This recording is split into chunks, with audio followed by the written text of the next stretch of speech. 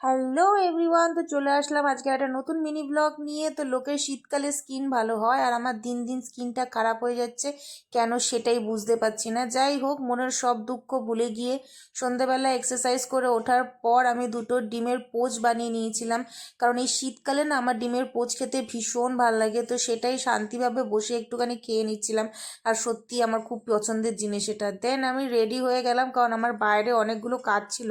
তো ফাটাফাট রেডি হয়ে আমি বেরালাম। সমস্ত কাজ মিটিয়ে যখন বাড়ি ফিরছি, তখন দেখছি একটা জায়গাতে এরকম গরম গরম ল্যাংচা বিক্রি হচ্ছে। তো দেখে আর কে লোভ সামলায়, নিয়ে চলে আসলাম। আর তার সাথে সাথে গেছিলাম একটুখানি ফুলের দোকানে, কারণ আমার কয়েকটা ফুলের গাছ কেনার ছিল। এই দেখো, আমি এত সুন্দর সুন্দর কয়েকটা ফুল গাছ কিনে এনেছি।